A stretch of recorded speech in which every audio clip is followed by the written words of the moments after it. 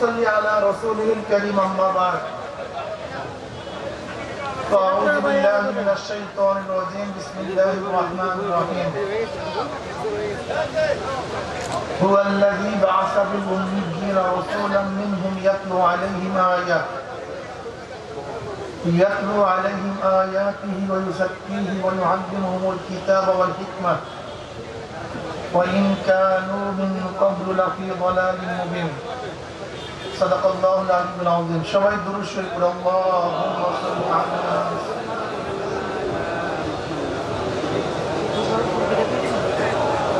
صلى الله عليه وعلى آله وأصحابه وبارك وسلم اللهم صل على سيدنا ونبينا وحبيبنا مولانا محمد صلى الله عليه وعلى آله وأصحابه وبارك وسلم সবাই দুরূদ শরীফ পড়ি اللهم صل على سيدنا ونبينا صلى الله عليه وعلى آله وأصحابه وبارك وسلم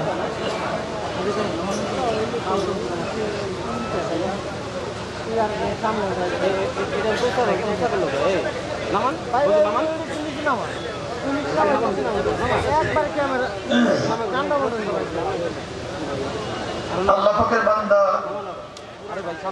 জনাব মুহাম্মদ রাসূলুল্লাহ সাল্লাল্লাহু আলাইহি ওয়াসাল্লাম এর উম্মতগণ আল্লাহ পাক রব্বুল আলামিন আপনাকে আমাকে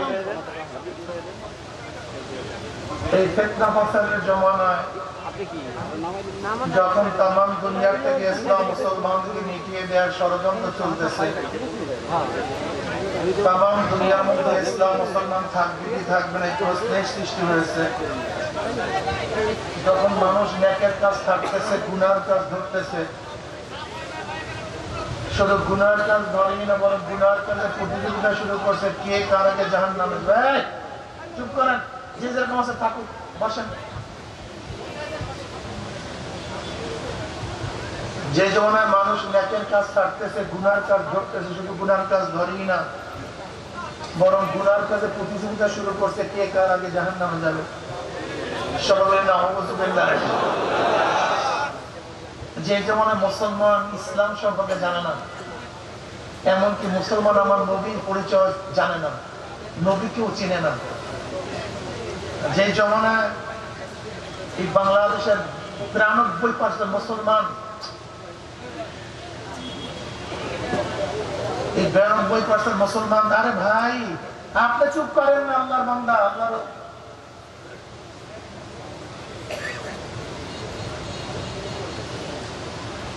92% মুসলমানদের দেশেও জনাব মুহাম্মদ রাসূলুল্লাহ সাল্লাল্লাহু আলাইহি ওয়াসাল্লামের পূর্ণ পরিচয় শিক্ষার মধ্যে দেওয়া হয় না সাহাবায়ে কেরাম রাদিয়াল্লাহু তাআলা আজমাইন সম্পর্কে জানানো হয় না আজকে 92% মুসলমানদের দেশেও আমরা মুসলমান হয়ে ইসলাম সম্পর্কে অজ্ঞ ইসলাম সম্পর্কে জানি না এই মুহূর্তে আল্লাহ পাক রব্বুল আলামিন আপনাকে আমাকে দামি এক মজলিসে আসার বসার বলার শোনার তৌফিক আল্লাহ পাক দান করছেন এর জন্য শুকরিয়া দেন সবাই বলে আলহামদুলিল্লাহ আমি সংক্ষিপ্ত কিছু আলোচনা করব খুব খেয়ালের সাথে কথাগুলি শোনা চাই প্রথমত আল্লাহকে কুরআন ওয়াজিবুল ওজুদ আল মুস্তাজিবুল জামি সিফাতিল কামালিয়া ওই সত্তা যিনি সবসময় অস্তিত্বের মধ্যে আছেন পরিপূর্ণ গুণের সমন্বয় পূর্ণ গুণ নিয়ে যে সত্তা সবসময় অস্তিত্বের মধ্যে আছেন তিনি আমাদের আল্লাহ কি কথা ঠিক না সমস্ত ক্ষমতার মালিক তিনি একচ্ছত্র মালিক তিনি আল্লাহ যার পূর্ণ সিফাতের কারণে গুণের কারণে গোটা দুনিয়ার অস্তিত্ব লাভ করছে তার এক সিফাত হলো খালেক স্রষ্টা এই স্রষ্টা গুণের কারণেই গোটা দুনিয়াকে সৃষ্টি করেছেন খালেকের বাহিরে যা কিছু আছে সব মাখলুক খালেকের বাহিরে যাহা কিছু আছে সব মাখলুক, তিনি একমাত্র খালেক। মনে রাখতে হবে, আজকে গোটা দুনিয়ার মধ্যে বহুত আছে যারা স্রষ্টা মানে না, স্রষ্টা মানতে চায় না। যেরকম নাস্তিক, নাস্তিককে বলে স্রষ্টা বলতে কেউ নেই, সব প্রাকৃতিক ভাবে জন্মগ্রহণ করেছে। কবি ইকবাল সাহেব রহমতুল্লাহ আলাইহি, আপনারা তো জানেন সে কবি। আসলে কবি ইকবাল সাহেব একজন ডক্টর ছিলেন, বহুত বড় শিক্ষিত ছিলেন, বহুত বড় জানুয়া লোক ছিলেন, যা চিন্তা করা যায় না। এত বড় জানুয়া লোক তিনি ছিলেন। জটিল জটিল প্রশ্নের জবাব তিনি দিতেন, ওই জমানার যত সমস্যা তিনি সমাধান করতেন। অথচ দেখবেন আজকে বিভিন্ন ওয়ার্ডের মধ্যে বিভিন্ন দার্শনিকদের, বিজ্ঞানীদের হাজারো বাণী দেয়া থাকে, কিন্তু ইকবাল সাহেব রহমতুল্লাহ হাজারো হাজারো বাণী তার আছে। এই বাণীগুলি কিন্তু মুসলমানের সন্তানরা জানেও না, ওয়ালে লিখেও না।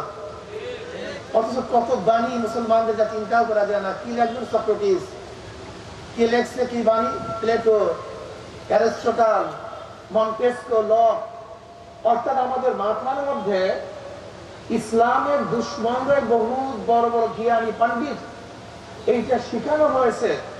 কিন্তু মুসলমানদের মধ্যে হাজারো পণ্ডিত ব্যক্তিত্ব আছেন, এইটা আমরা জানি না। ইকবাল সাহেব রহমতুল্লাহ আলাইহির কাছে একজন আয়েশা প্রশ্ন করতেছে যে হযরত স্রষ্টা কি আছে? তখন তিনি পাল্টা প্রশ্ন করছেন, ভাই মাইক এরকম করে, মাইক কমায় দাও। তিনি পাল্টা প্রশ্ন করছেন, তুমি স্রষ্টা না সৃষ্টি? তুমি স্রষ্টা না সৃষ্টি? এই প্রশ্ন করার সাথে সাথে তিনি জবাব পেয়ে গেছেন। এটা আপনাদের কাছে জবাব হয় নাই, কিন্তু জ্ঞানীদের কাছে জবাব হয়ে গেছে। মনে রাখতে হবে, গোটা দুনিয়া অজুব জিল্লি, গোটা দুনিয়াটা কি অজুবে জিল্লি। অজুবে জিল্লি বলছেন ছায়া অস্তিত্ব। কি অস্তিত্ব? গোটা দুনিয়া হলে ছায়া অস্তিত্ব। আর মনে রাখতে হবে, ছায়া অস্তিত্ব লাভ করতে পারে না আর একটা অস্তিত্ব ব্যতীত। যেরকম মানুষের ছায়া, মানুষের ছায়া ব্যতীত মানুষের ছায়া অস্তিত্ব লাভ করতে পারে না। ঘরের ছায়া, ছায়ার একটা অস্তিত্ব আছে, ঘরের ছায়ারও একটা অস্তিত্ব আছে। তাহলে ছায়া আগে না ঘর আগে? যদি ঘর না থাকে, মাইক এরকম করে যেন বুঝলাম না কিছু। না না, সাউন্ড কমায় দেন। মাইক্রোফোন সাউন্ড কিসের? এই সাউন্ড বক্সের সাউন্ড কমান। গাছের ছায়া, ছায়া তত্ত্ব আছে কি নাই? কিন্তু গাছ ব্যতীত গাছের ছায়া অস্তিত্ব লাভ করতে, কি বুঝলেন? ছায়া অস্তিত্ব যেখানেই আছে সেখানেই মনে রাখতে হবে আর একটা পিছনে কি আছে। ভাই কথা বলেন না কেন? আমি যদি বলি ছায়া, তার মানে পিছনে আর একটা জিনিসের, সেই জিনিসেরই ছায়া হোক না, গরুর ছায়া হোক, মহিষের ছায়া হোক, ঘরের ছায়া হোক, মসজিদের ছায়া হোক, মানুষের ছায়া হোক, যেখানেই বলবো ছায়া, নিশ্চয়ই ছায়ার পিছনে কি আছে। সবাই কথা না বললে কোনো বয়ান করবো না।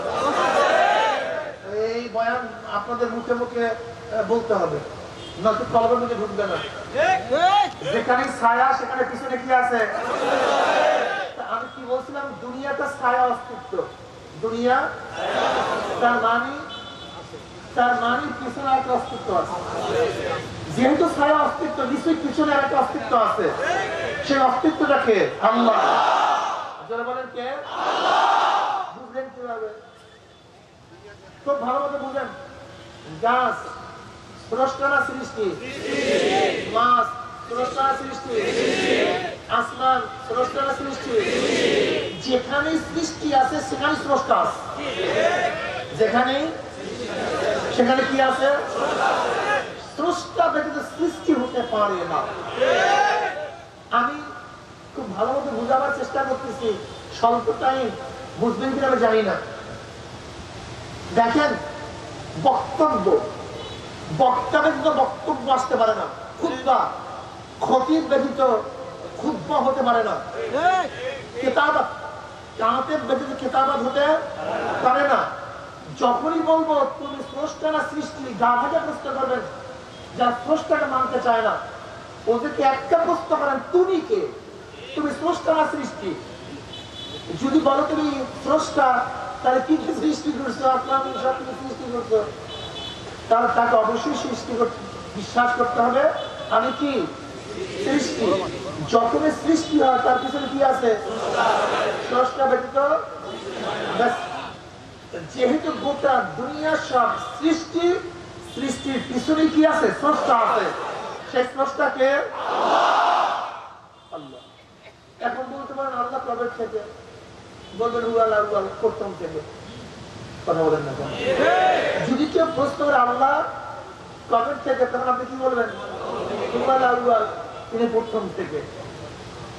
বলতে তা কিভাবে হয়, তা কিভাবে হয়? আপনি তাদেরকে মোটা অঙ্কে বোঝান, ভাই 5-এর আগে 4, 4-এর আগে 3, 3-এর আগে 2-এর আগে 1-এর আগে। কেন? প্রত্যেক সংখ্যার আগে সংখ্যা থাকবে, 1-এর আগে থাকবে না কেন? যদি আমি বারবার প্রশ্ন করতে থাকি, তাহলে আপনি আমাকে বলবেন গাধা, সব সংখ্যার আগে সংখ্যা থাকে, 1-এর আগে কিছু থাকে না। ঠিক বলবো, সব সৃষ্টির আগে স্রষ্টা থাকে, কিন্তু আল্লাহর আগে কেউ থাকে না। প্রথম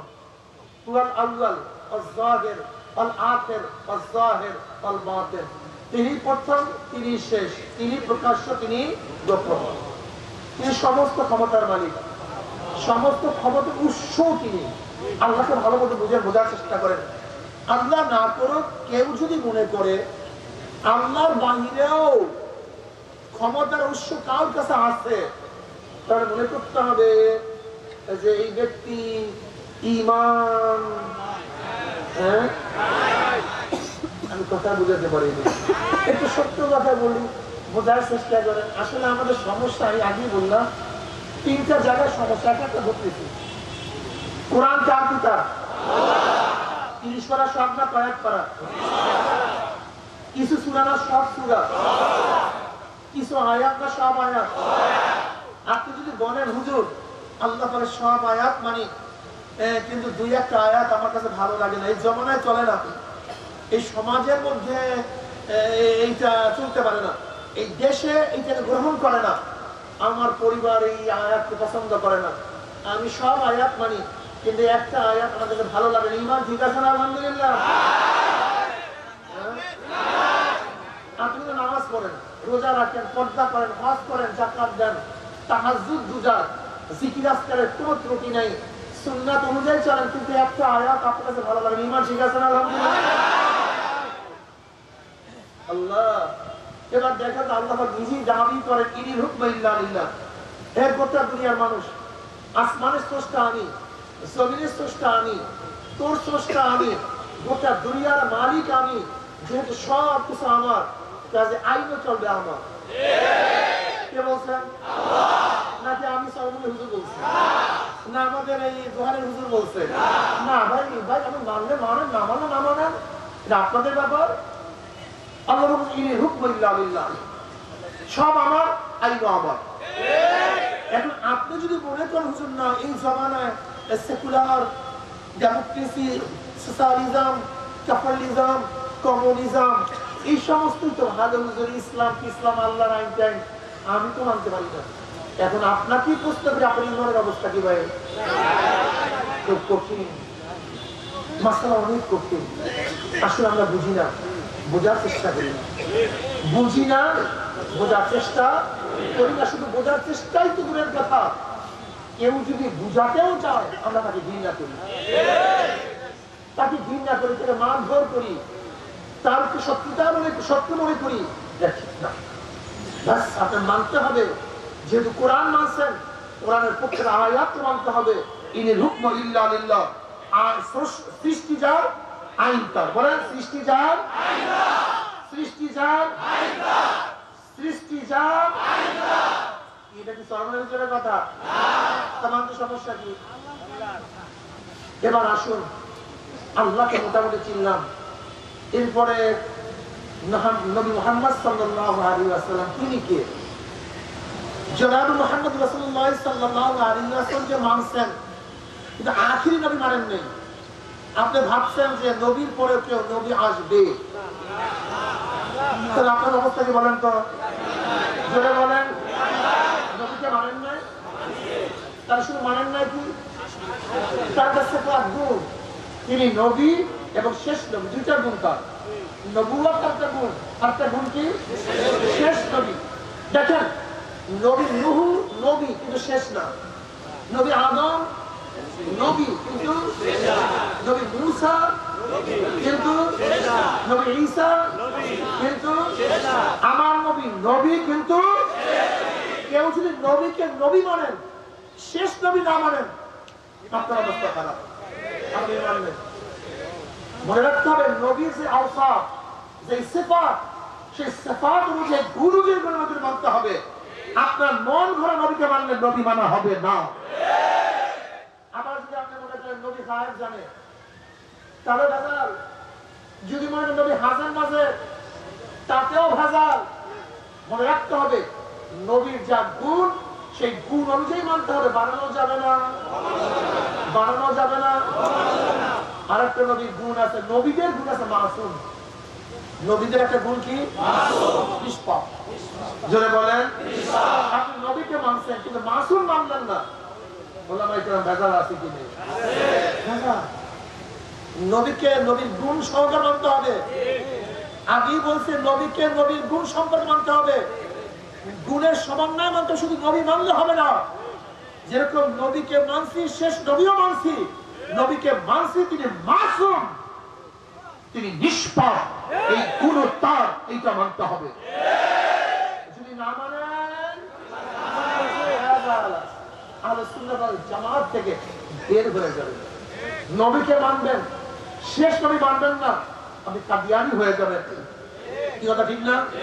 নবীকে মানবেন, মাসুম মানবেন না, আপনি আহলে সুন্নাত ওয়াল জামাত থেকে বের হয়ে যাবেন।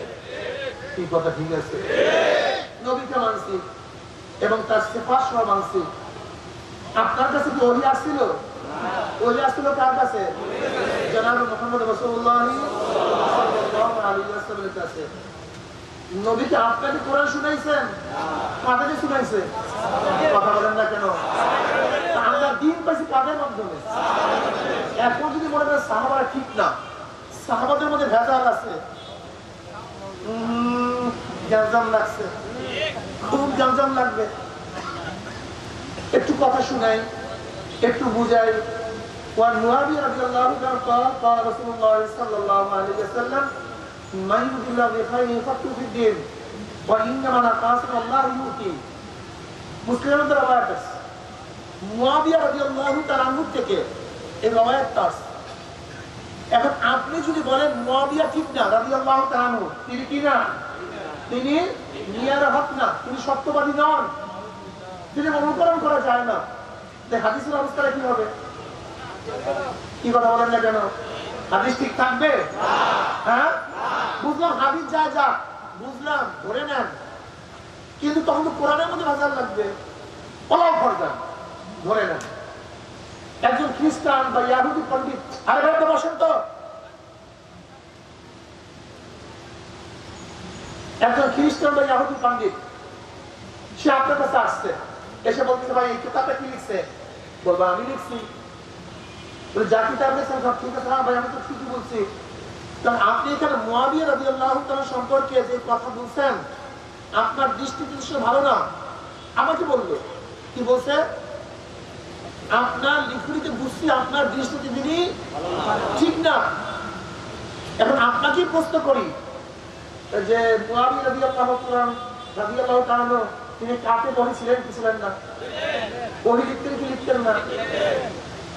হ্যাঁ লিখতেন তো তিনি। এখন আপনি যদি পাল্টা প্রশ্ন করেন যে মুআবিয়া রাদিয়াল্লাহু তাআলা খারাপ ছিলেন, ভালো ছিলেন না, তিনি যদি কোরআন লিখেন, তাই কোরআনের মধ্যে নিজের থেকে কিছু ঢুকায় নাই, এর দলিল কি আছে বলেন? কি কথা বলেন না কেন? লাগছে গাঞ্জাম? হ্যাঁ, পুরো কোরআনের মধ্যে গাঞ্জাম লাগছে। এখন অবস্থাটা কি হবে বলেন তো? ব্যাপারটাকে সহজ মনে করছেন, অনেক কঠিন। আল্লাহর রাসূল এবং মাধ্যম সাহাবী এই 3 সপ্তাহকে খুব ভালো মতো মনে করে। এই 3 সপ্তাহ যদি না মানে সব জায়গায় ভেজাল লাগে। আমাকে না মানলে কিছু আসে যায়, এই জোহারে ওলামায়ে কেরামের না মানলে কিছু আসে যায়, চরমনায় হুজুরকে না মানলে কিছু আসে যায় না। কিন্তু আল্লাহ না করে সাহাবায়ে কেরামদের না মানলে কোরআনের মধ্যে কি লাগে, ইবাদতের মধ্যে কি লাগে, সব জায়গায় ভেজাল লাগে। এর জন্য সাহাবারা নিয়ারে হক, জোরে বলেন সাহাবারা সত্যের মাপকাঠি। খবরদার ইতিহাস পর্যালোচনা করে সাহাবাদের উপরে কোন অবস্থাতে ইলজাম দিবেন না, অপবাদ দিবেন না। উদাহরণ, আজকে বাংলাদেশের স্বাধীনতার বয়স 53 বছর। হাজারো মানুষ এখানেও আছে যারা স্বাধীনতা দেখছে। এরকম লোক আছে কি নাই? এই মাদ্রাসা আছে কি নাই? এরপরে বলেন তো, স্বাধীনতার ইতিহাস বাংলাদেশে যা আছে সব এক না ভিন্ন ভিন্ন আছে? বিপরীত পক্ষে আছে কি নাই? স্বাধীনতা যুদ্ধ দেখছে এমন লোক এখানে থাকা সত্ত্বেও যদি বাংলাদেশের মানুষ স্বাধীনতা ইতিহাস লেখার পরেও বিভিন্ন মুখী ইতিহাস হতে পারে, এখনো যারা স্বাধীনতা যুদ্ধ দেখছে তারা প্রেজেন্ট আছে। অথচ আমাদের 1400 বছর আগে সাহাবারা চলে গেছেন, নবী চলে গেছেন, ওই সময় আমরা ছিলাম না। যেই মাধ্যমে আমরা ইতিহাস জানছি, সেই বুদ্ধি ইসলামের হাজারো বড় বড় দুশ্মন ইতিহাস লিখছে, ইসলামের বড় বড় শত্রুর ইতিহাস লিখছে। তুমি সেই শত্রুর ইতিহাস পড়িয়া যে সাহাবাদের উপরে মন্তব্য করো, তোমার সে বড় গবেকার দুনিয়াতে থাকতে পারে না। তুমি কেন বুঝো না? তুমি কেন বুঝতে চাও না? যদি আজকে বিএনপি ওয়ালাদেরকে বলি যে তুমি আওয়ামী লীগ ইতিহাস লেখো, তাহলে ইতিহাসের অবস্থাটা কেমন হবে? আমি যে আওয়ামী লীগ থেকে বলি বিএনপি ইতিহাস লেখো, ইতিহাসটা কেমন হবে? আপনারা কেন বুঝেন না? যে যার দুশ্মন যদি সেই দুশ্মন ইতিহাস দুশ্মন লেখে, সেই ইতিহাস অবশ্যই ঠিক থাকে না, তার মধ্যে হাজারো ভেজাল ঢুকে। ঠিক ইসলামের ইতিহাস ইসলামের দুশ্মনরা লেখে, সেই ইতিহাস ঠিক থাকে না, হাজারো ভেজাল তার মধ্যে ঢুকে। একটু ইতিহাস পর্যালোচনা করিয়েন না, ইতিহাস দেখে সব বিচার করিয়েন না। আপনি কেন বুঝতেছেন না? মাত্র 5ই আগস্ট যুদ্ধ হয়ে গেছে আরেকটা, চতুর্থবার আমরা স্বাধীনতা অর্জন করলাম, অথচ দেখা যায় এই মাত্র কয়েকদিনের মধ্যে ইতিহাস বিক্রি শুরু হয়ে গেছে। মাত্র কয়েকদিনের মধ্যে ইতিহাস বিক্রি শুরু হয়ে গেছে। আপনি চিন্তা করতে পারছেন 5ই আগস্টের আগে যাদের অবস্থা এক ধরনের ছিল, 5ই আগস্টের পরে পুরা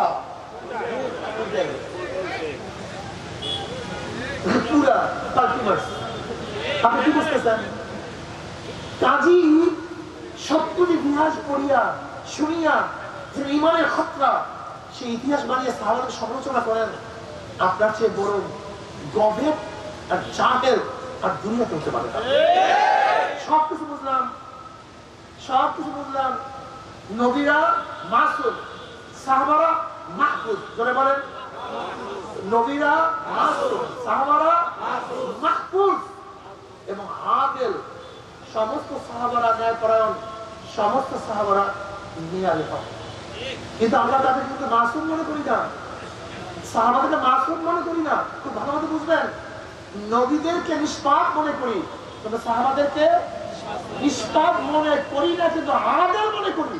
এই পার্থক্যটা কি? আদালত এবং মাসুমিয়াত সম্পর্কে ভিন্ন জিনিস।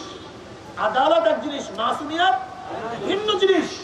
মনে রাখতে হবে, সাহাবারা আদেল মাসুম না, কিন্তু নবীরা আদেল ও মাসুম। আমরা এই কথা বলি না সাহাবারা গুনাহ করতে পারে না, কিন্তু যে গুনাহ ধরবে, যে বিচার করবে, সে যদি মাফ করিয়া দেয় কোনো সমস্যা নেই। গুনাহ ধরবে কে? বিচার করবে কে? সে যদি মাফ করিয়া দেয় তোমার সমস্যা নেই। গুনাহ ধরবে আল্লাহ, বিচার করবে আল্লাহ। আল্লাহ করে দিয়ে আল্লাহ আমি ওরা দিব, তোমার সমস্যা কি? আল্লাহ মাফ করতে পারছে, তুমি মাফ করতে পারো না কেন বাবা? শোনো, এই প্রশ্নের জবাব দাও। তোমার আব্বু ঘুমান্ত অবস্থা আছে, ঘুমের অবস্থা মানুষের অবস্থা কি?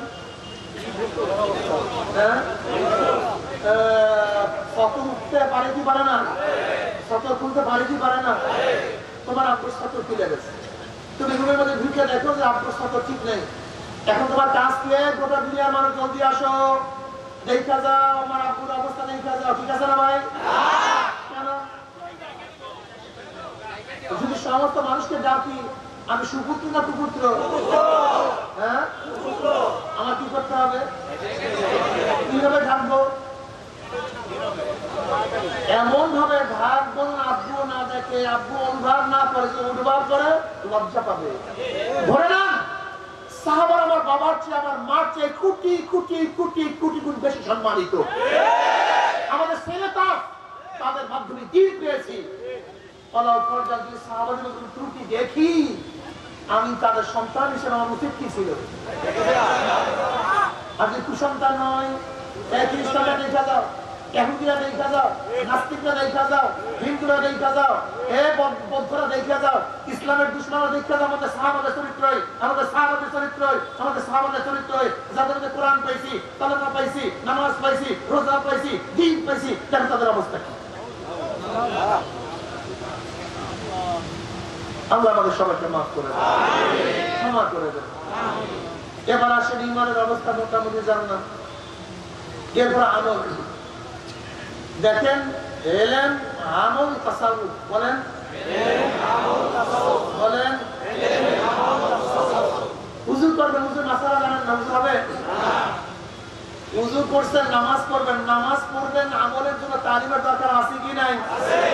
নামাজে দাঁড়াইছেন কিন্তু মানুষকে দেখাবার জন্য, কি অবস্থা হইল? তাসবিহ ছাড়া হবে না। হুয়াল্লাযী বা'আসা ফিল উম্মিয়্যিনা রাসূলাম মিনহুম ইয়াতলু আলাইহিম আয়াতিহি ওয়া ইউযাক্কিহিম। তিনি কি করবেন? তোমাদের আত্মশুদ্ধি করাবেন।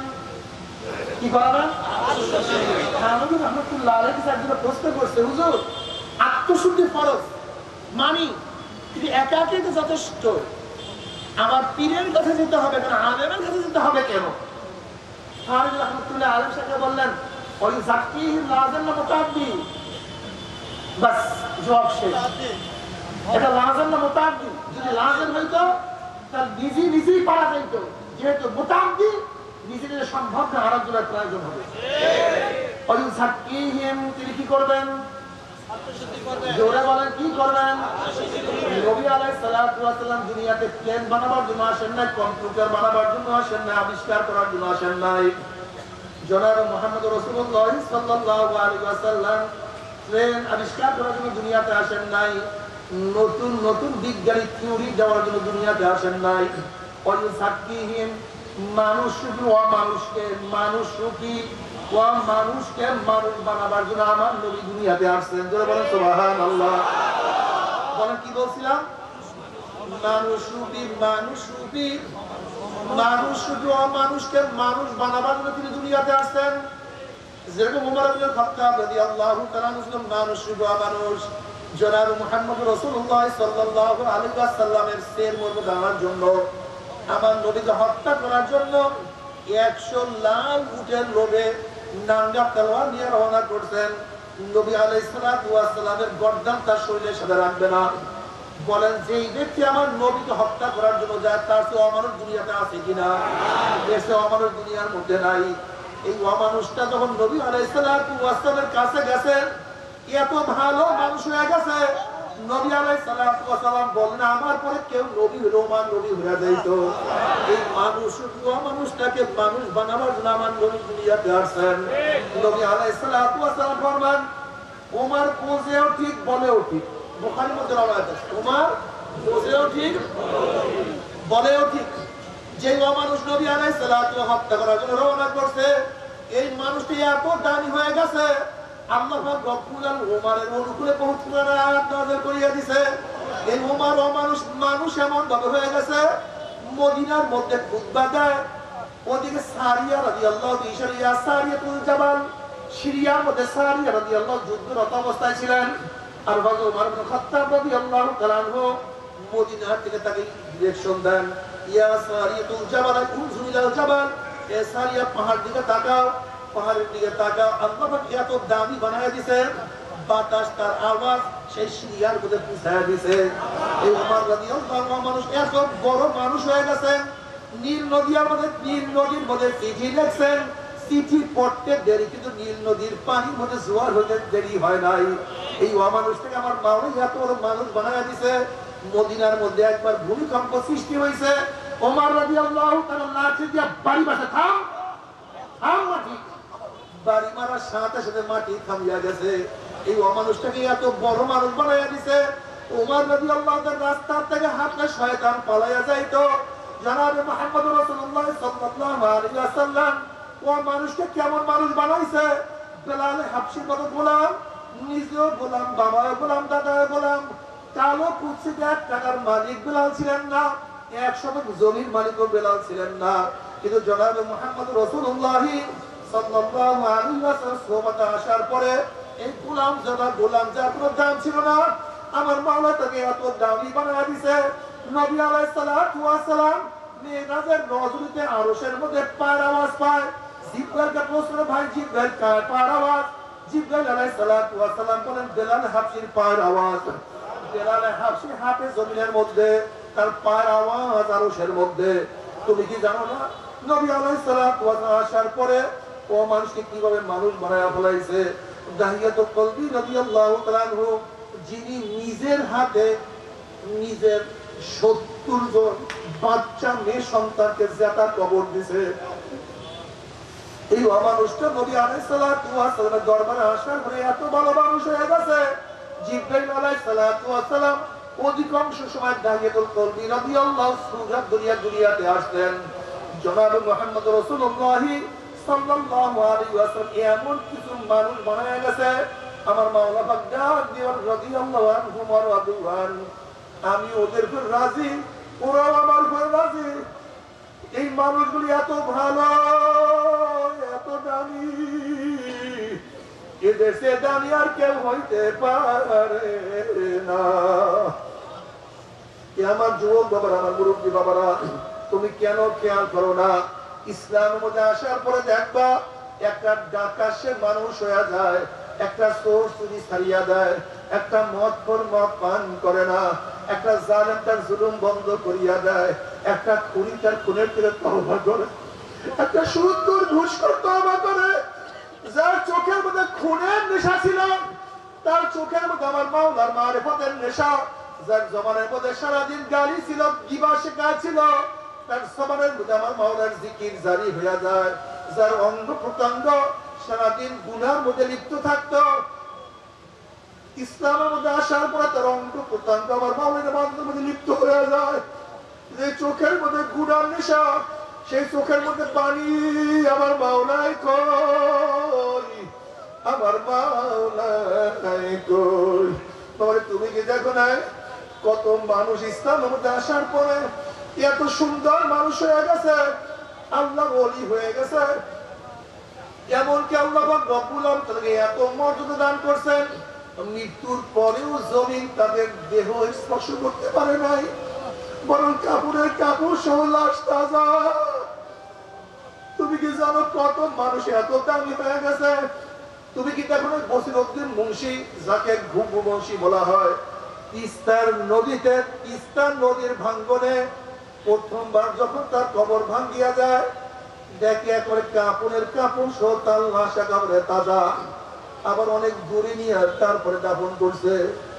আবার অনেক বছর পরে নদীর ভাঙ্গনের দ্বিতীয়বার কবর ভাঙ্গিয়া গেছে, দেখে কাপড়ের কাপড় সহ লাশ তাজা।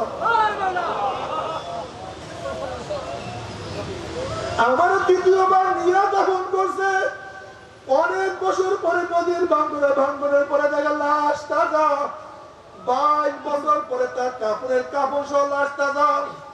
এ নাস্তিকের দলেরা, যারা বিশ্বাস করতে চাও না, যাও পুরী গেলাম, ফজলুল উলুম মাদ্রাসার সামনে তাকে আবার চতুর্থবার দাফন করা হয়েছে।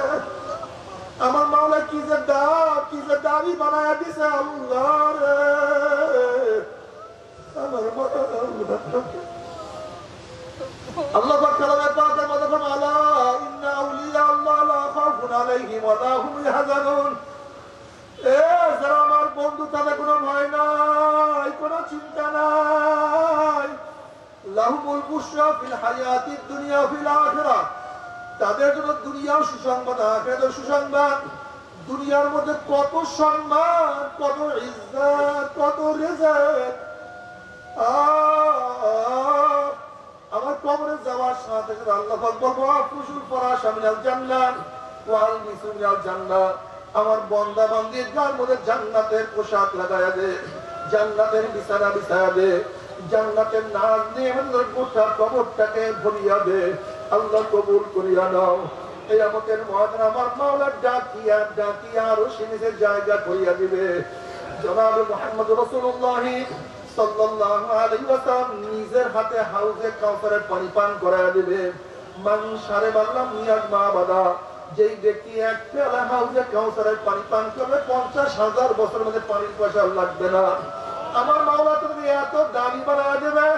ইয়ামা লা ইউযিল্লাহু নাবিয়্যা ওয়াল্লাযীনা আমানু মা নূরুহুম ইয়াসা বাইনা আইদিহিম ওয়া বিআইমানিহিম।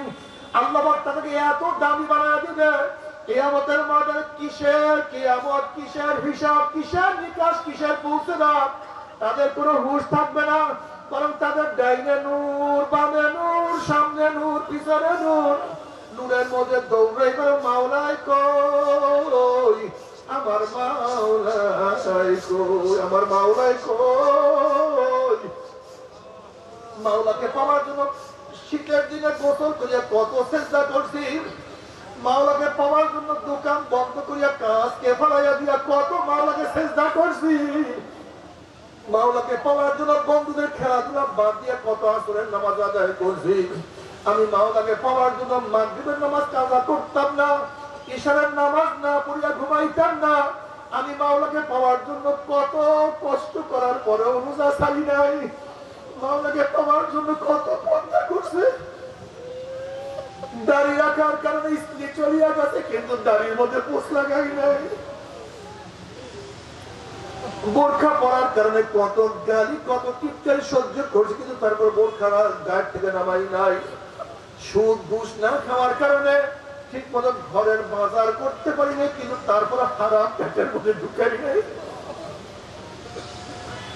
আল্লাহ আল্লাহ রাসূল হুকুম বাস্তবায়ন করার জন্য কত রক্ত ঝরাইছি, কত ত্যাগ করছি। আমার মাওলাই কই, আমার মাওলাই কই। সাতারাউনা রাব্বাকুম কামা তারাউনাল কামারা লাইলাতাল বদরে, যখন আল্লাহ পাকের পাগলরা মাওলাকে দেখার জন্য ছোটাছুটি করবে, আমার মাওলা ডাক দিয়ে ফেরেশতারা নূরের পর্দা সরাইয়া দেয়। যখন 70,000 নূরের পর্দা সরাইয়া দেওয়া হবে, প্রত্যেকটা জান্নাতের ভিড়া ভিড়ি ধাক্কা ধাক্কি বেরিত, প্রত্যেকের জায়গা থেকে আমার মাওলাকে দেখিয়া ফেলাইবে। আমার মাওলাকে দেখার সাথে সাথে সমস্ত জান্নাতীরা সিজদার মধ্যে পড়িয়া যাবে। এক সিজদার মধ্যে 40,000, কোন রওয়ায়াতের মধ্যে আছে 70,000 বছর কাটিয়া যাবে, কিন্তু জান্নাতীরা হুঁশ থাকবে না। আল্লাহ তোমাকে এক নজর দেখার তৌফিক দিয়া দাও। নবী আলাইহিস সালাতু ওয়াস সালাম ফরমান, মান আহাব্বা লিকা আল্লাহ আহাব্বাল্লাহু লিকাহু ওয়া মান কারিহা লিকা আল্লাহ কারিহাল্লাহু লিকাহু। যারা আমার মাওলার সাথে সাক্ষাৎ করতে পছন্দ করে, আমার মাওলা তাদের সাথে সাক্ষাৎ দেওয়ার জন্য অপেক্ষায় আছে। যারা মাওলার সাথে সাক্ষাৎ করতে চায়, আমার মাওলা অপেক্ষায় আছে তোমার সাথে সাক্ষাৎ করার জন্য। বন্ধু, তুমি সাক্ষাৎ করবে। ও যুবক বাবা, ও আমার মুরব্বী বাবারা, পর্দারা মা বোনেরা, যারা মাওলার সাথে সাক্ষাৎ করতেছে, আমার মাওলা অপেক্ষা আছে কখন বন্ধুদের সাথে সাক্ষাৎ দিবে।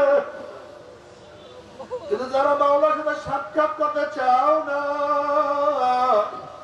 আমার মাওলায় তোমার তোমার সাথে সাক্ষাৎ দিবে না। আল্লাহ আল্লাহ তোমাকে এক নজর দেখার তৌফিক দিয়া দেয়, একবার দেখার তৌফিক। আমার মাওলার দিদার কি যে মজা, কি যে শান্তি। জান্নাত দো ज़ोर से यारा क्या करो, आरज़ू है मैं तुझे साथ देखा करूं। बस दे तू जन्नत दोज़ों का साया दूंगा,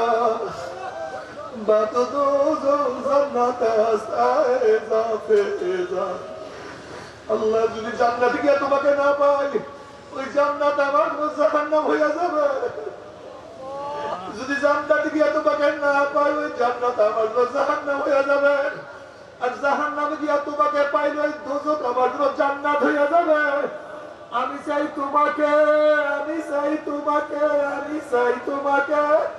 যেটা দেখতা হো ভাই, তু হি তু হ্যায়, তু হি তু হ্যায়, তু হি তু। আমি শুধু তোমাকে চাই আল্লাহ। আমার যুবক বাবা প্রেম করো, আমার মাওলার সাথে প্রেম করো। ভালোবাসো আমার মাওলাকে, ভালোবাসো।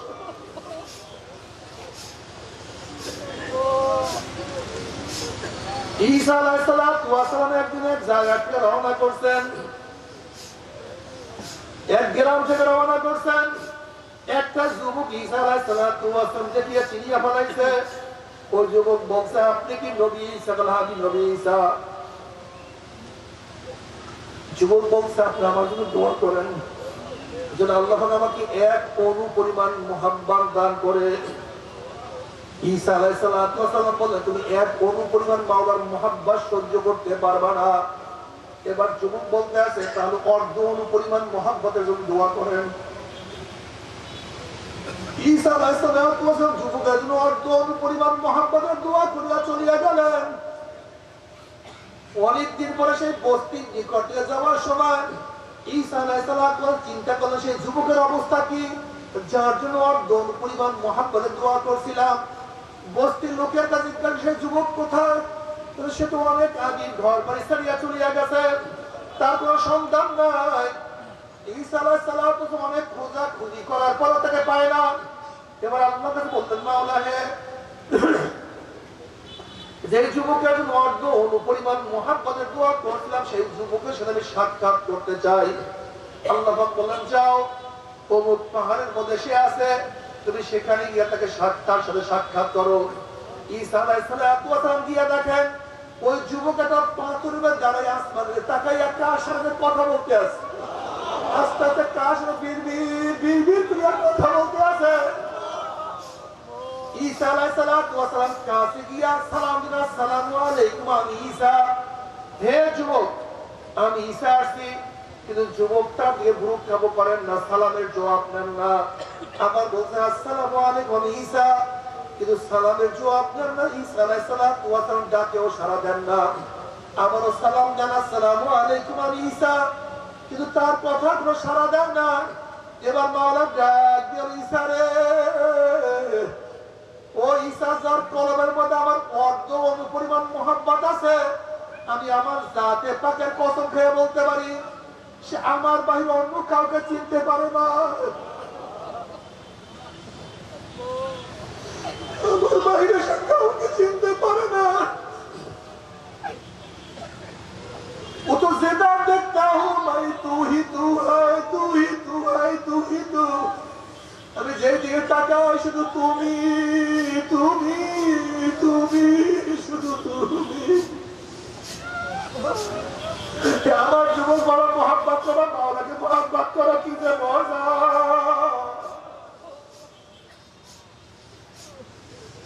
এসে বড় মজা কেউ কেউ অনুভব করতে পারবে।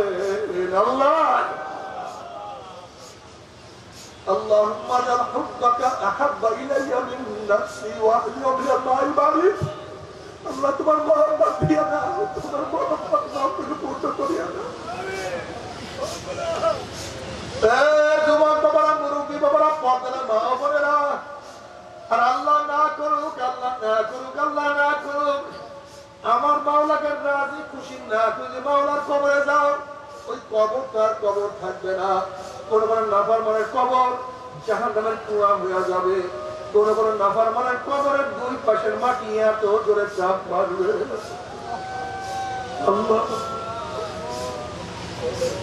চাপে এক পাথরের হাতে আর এক পাথরে লাগাই ফেলাইবে। কোন কোন নাফরমানের কবরের মধ্যে একটা নাই দুইটা সব জমা হইয়া যাবে। আল্লাহ মাফ করিয়া দাও। কিয়ামতের মরে নাফরমান উঠবে সূর্যের গর্ভে, মাথাটা টাস টাস হয়ে ফাটিয়া যাবে। আর ঘামাইতে ঘামাইতে কোন কোন মানুষের ঘাম তো হাঁটু পরিমাণ হয়ে যাবে, কত মানুষের ঘাম কোমর পর্যন্ত, কোন মানুষ ঘামের মধ্যে সাঁতরে থাকবে, কেউ কাউকে সাহায্য করবে না। ইয়াউমা ইয়াফিরুল মারউ মিন আখিহি ওয়া উম্মিহি ওয়া আবিহি ওয়া সাহিবাতিহি ওয়া বানিহি, যেদিন আপন ভাই ভাই পরিচয় দেবে না, মা ছেলেকে সাহায্য করবে না, ছেলেও মাকে সাহায্য করবে না, বাবা ছেলেকে উপকার করবে না, ছেলেও বাবাকে উপকার করবে না। ওয়ায়াকুল ইব্রাহিম খলিলুল্লাহি নাফসি নাফসি, মুসা কালিমুল্লাহি নাফসি নাফসি, ঈসা রুহুল্লাহি নাফসি নাফসি।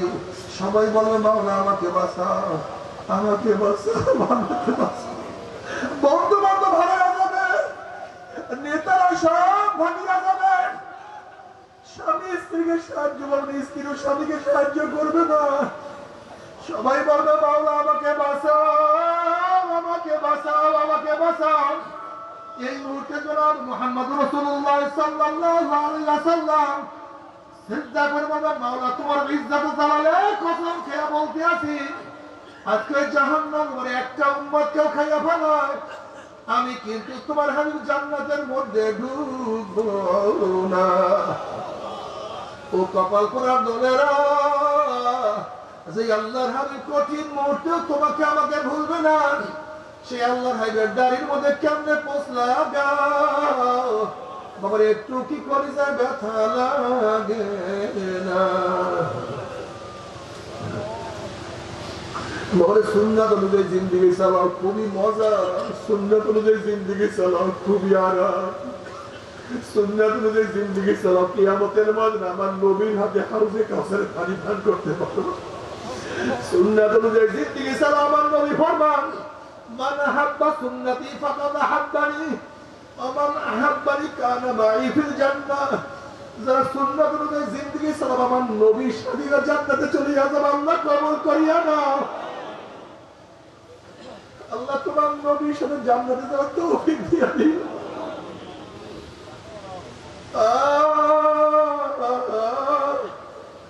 নবী আলাইহিস সালাতু ওয়াস সালাম পৌঁছাতে কিনারায় দাঁড়ানো থাকবেন, তার উম্মতরা পাড়ি দিয়া চলিয়া যাবে। বুখারী মধ্যে রওয়ায়াত আছে নবী আলাইহিস সালাতু ওয়াস সালাম একদল উম্মত বিজলির গতিতে পৌঁছরা পাড়ি দিয়া চলিয়া যাবে, আর একদল উম্মত বাতাসের গতিতে, কোন উম্মত ঘোড়ার গতিতে, কোন উম্মত দৌড়াইয়া, কোন উম্মত হাঁটিয়া হাঁটিয়া। হাদিসের মধ্যে আসছে কিছু লোকের অবস্থা এরকম হবে, একবার পৌঁছানোর পরে ঘুরলাইয়া পড়িয়া যাবে, আবার উঠবে, আবার পড়িয়া যাবে, এরকম করতে করতে কোন রকমের কি উপরে উঠিয়া যাবে। আল্লাহ কবুল করিয়া দিন।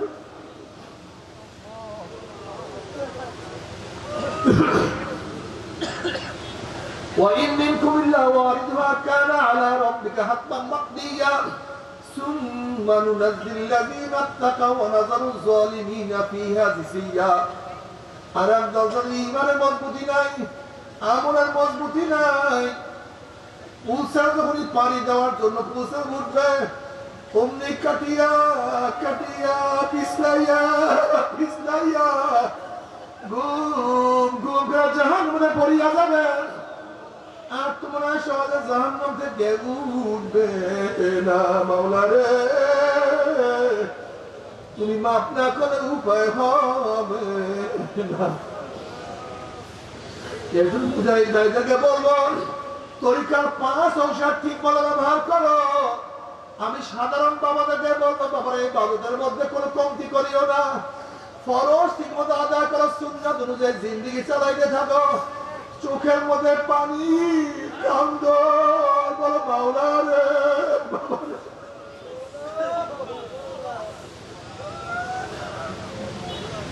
নবী আলাইহিস সালাতু আল্লাহর কাছে দোয়া করেন আল্লাহুম্মা রযুকনি আইনাইন তাবকিয়ান মিন খাশিয়াতিকা ক্বাবলা আন ইয়াকুনা দামু দামান। মাওলা হে, আমাকে এমন দুইটা চক্ষু দান করো যে চক্ষু তোমার ভয়ে সব সময় কাঁদতে থাকবে। এমন দুইটা চক্ষু দান করো যে চক্ষু সব সময় কাঁদতে থাকবে। ওই দিন কান্নার আগে যেই দিন চোখের পানি শেষ হওয়ার রক্ত বাইর হওয়া শুরু হয়ে যাবে, আল্লাহ দুনিয়াতে কান্দাইয়া না, কবরে কান্দাইও না। দুনিয়াতে কান্দাইও না, কিয়ামতে কান্দাইও না, পুসরাতে কান্দাইও না, মিজানে কান্দাইও না। নবী আলাইহিস সালাতু ওয়াস সালাম ফরমান, মান বাকা মিন খাশিয়াতিল্লাহি হারামাল্লাহু তিলকা আলান নার। যেই ব্যক্তি আমার মাওলার বলে এক ফোঁটা চোখের পানি ফলাইবে, যদি পানি কবুল হইয়া যায়, আমার মাওলা তার উপরে চোখটা, তার উপরে জাহান্নামের হারাম করিয়া দিবে। তবে মুমিন মুসলমান বলতে সবাই মনে চায় গুনাহ থেকে ফিরিয়া নেক আমল করিয়া মাওলার জান্নাত কিন্তু সবাই যাইতে মনে চায়। গুনাহ নিয়ে মাওলার জাহান্নামে কাউকে কিন্তু যাইতে মনে চায় না। কিন্তু কেনই বা আমরা নেক আমল করতে পারি না, কেনই বা গুনার কাম ছাড়তে পারি না? এর মূল কারণ হলো আপনার এবং আমার পিছনে নফস এবং শয়তান লাগিয়া রয়েছে।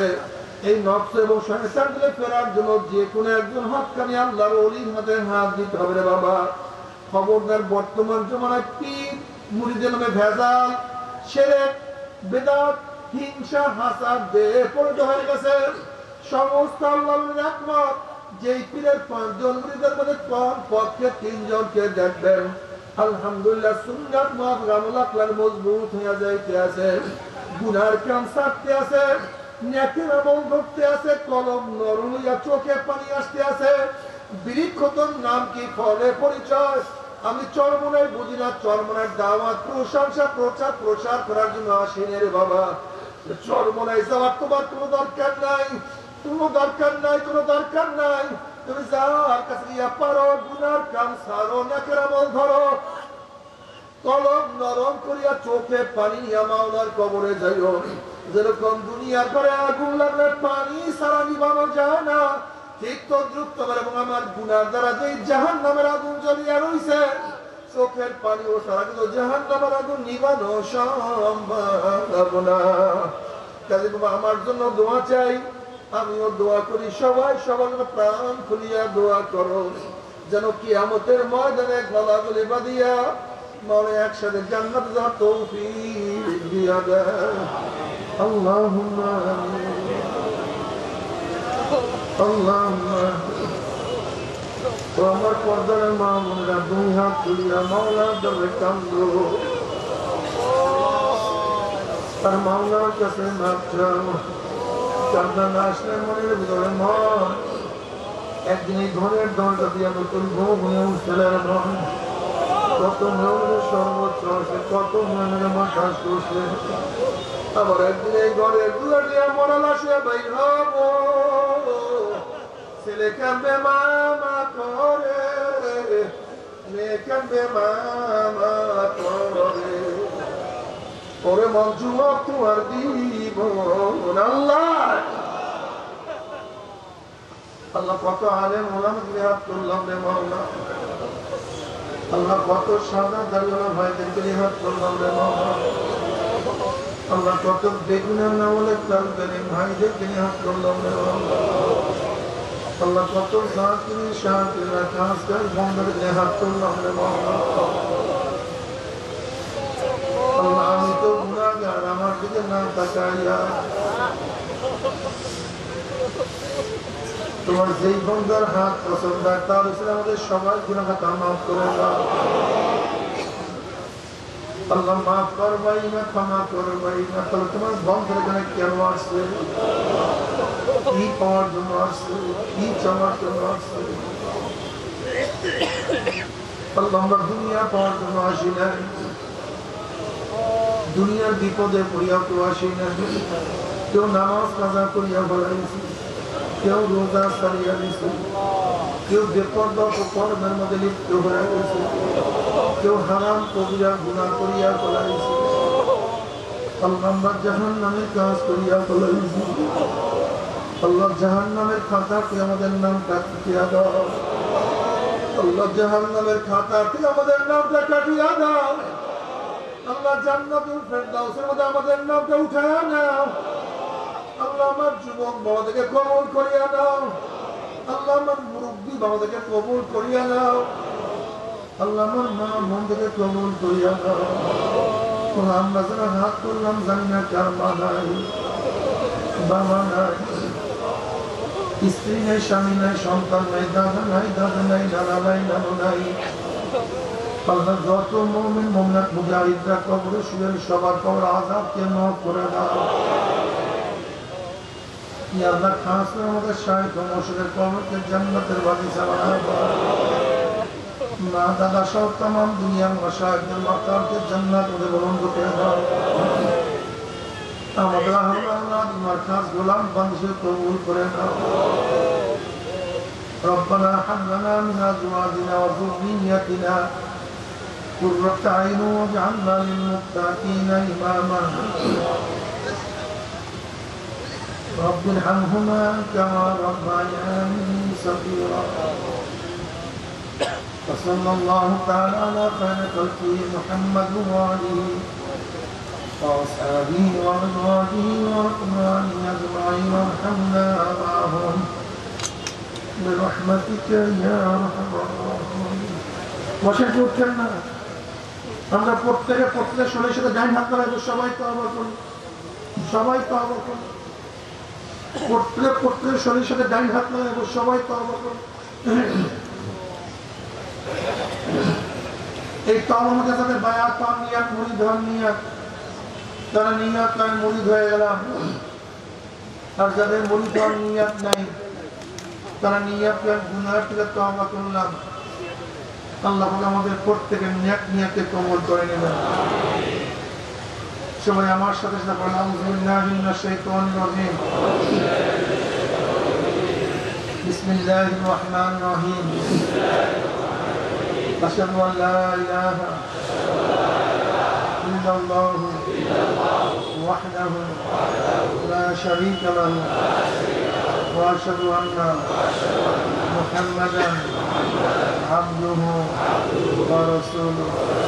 توبہ کے مہینے صبوری باتوں سے اور صبوری کاموں سے ہمارا اللہ اس توبہ کو قبول کر اور بیات کے مہینے طریقہ عشقیہ صبریہ قادریہ نقشبندیہ مجددیہ کے اوپر ہاتھ فقیر سید محمد فیض الکریم خلیفہ شیخنا مرشدنا مرحوم جناب حضرت مولانا سید محمد فیض الکریم صاحب کے اے اللہ اس طریقے کی نعمت میرے نصیب کر اور جماعت میں رسول اللہ صلی اللہ علیہ وسلم کے میرے حشر کو آمین. ভাই কয়েকবার দোয়া অনুস পড়েন লা ইলাহা ইল্লাল্লাহ। এই তরিকার যারা সবক আদায় করতে চান, এই তরিকার যারা পুরান মুজাহিদকে শিখতে পারবেন, বসেন দোয়া করে ওঠেন। আর বাংলাদেশ মুজাহিদ প্রকাশনী কেতাব নিয়ে রাস্তার পাশে ব্যানার টেনা বসা আছে, ওখানে আমার